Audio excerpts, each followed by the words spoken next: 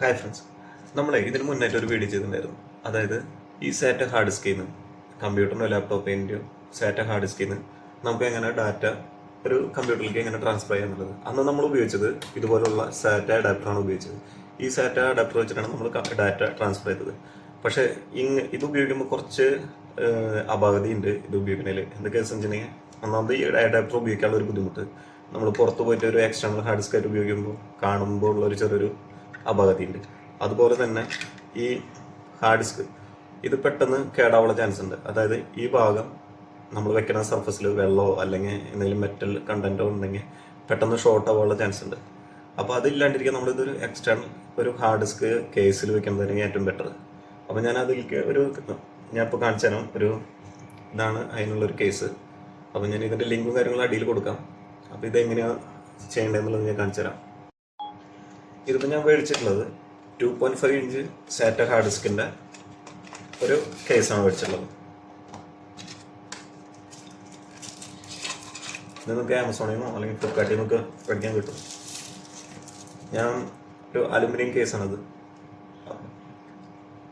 Just ഇത് pull ചെയ്ത് നമുക്കിത് ഓപ്പൺ ചെയ്യാം. ഇത് ഓൾറെഡി ഇതിൻ്റെ കൂടെ വരുന്നതാണ്. ഈ കേബിളൊക്കെ ഇൻബിൽറ്റ് ആയിട്ട് വരുന്നുണ്ട്. നമുക്ക് അടിയിലേക്ക് ആക്കാം. അപ്പോൾ അതിൻ്റെ കൂടെ ഒരു സ്പോഞ്ച് വരുന്നുണ്ട്. അത് ടൈറ്റായിട്ട് വയ്ക്കാനുള്ളതായിരിക്കും. ഇത് വരുന്നുണ്ട്. ഇനി നമ്മൾ ചെയ്യേണ്ടതെന്ന് വെച്ചാൽ വേറെ ഒന്നുമില്ല. ഈ ഹാർഡ് ഡിസ്ക് എടുത്ത് ഇവിടെ ഇത് വരുന്നുണ്ട്.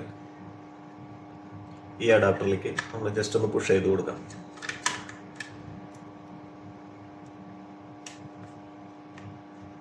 ഇപ്പം നമ്മുടെ ഇത് പ്ലേസ് ആയി, ഹാർഡ് ഡിസ്ക് പ്ലേസ് ആയി. ഇതിൽ വേണമെങ്കിൽ വെക്കാം. നമുക്ക് ആദ്യം ഇതില്ലാണ്ട് വെച്ചോക്കാം. നമ്മളിവിടെ ഒരു ലോക്ക് വരുന്നുണ്ട്. ഈ ലോക്കിൽ കൂടെ പതുക്കെ പുഷ് ചെയ്ത് കൊടുക്കാം. ലോക്ക് വീണു. പ്രത്യേകിച്ച് ഷേക്കോ കാര്യങ്ങളില്ല. നമുക്ക് ഇത് വെക്കേണ്ട ആവശ്യമില്ലെന്ന് തോന്നുന്നു. ഇപ്പം നമുക്ക് നോർമൽ ഒരു എക്സ്റ്റേണൽ ഹാർഡ് ഡിസ്ക് ആയിട്ട് ഉപയോഗിക്കാം. ഇപ്പോൾ പുറമേ നിന്ന് കാണുമ്പോഴായാലും നോർമൽ ഒരു എക്സ്റ്റേണൽ ഹാർഡ് ഡിസ്ക് അത്രേ ഉള്ളൂ. അപ്പോൾ നമുക്ക് ഇതുമാതിരി പഴയ ഹാർഡ് ഡിസ്ക്, ലാപ്ടോപ്പിൻ്റെ ഹാർഡ് ഡിസ്ക് നമുക്ക് ഇതുപോലെ ഒരു എക്സ്റ്റേണൽ ഹാർഡ് ഡിസ്ക് ആയിട്ട് ഉപയോഗിക്കാം.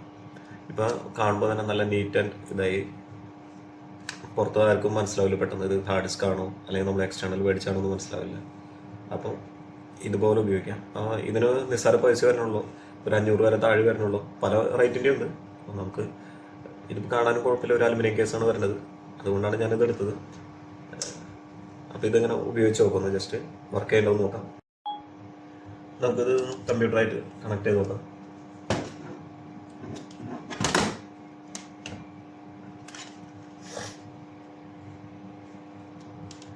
ഇപ്പോൾ ഹാർഡ് ഡിസ്ക് വർക്ക് ചെയ്യുന്നുണ്ട്. ഇവിടെ ഒരു ലൈറ്റ് കണ്ട് ഇതിൽ എത്ര ക്ലിയർ ആയിട്ട് കാണുമെന്ന് എനിക്കറിയില്ല. ലൈറ്റ് ഓൺ ആയിട്ട്. ഇനി നമുക്ക് കമ്പ്യൂട്ടർ ഒന്ന് ഓപ്പൺ ചെയ്ത് നോക്കാം. മൈ കമ്പ്യൂട്ടറിൽ നമ്മുടെ ഇപ്പോൾ ഹാർഡ് ഡിസ്ക് ഇതിൽ ഷോ ചെയ്യുന്നുണ്ട്. ഓക്കെ ഉണ്ട്. അപ്പോൾ ഇന്നത്തെ വീഡിയോ ഇത്രേ ഉള്ളൂ.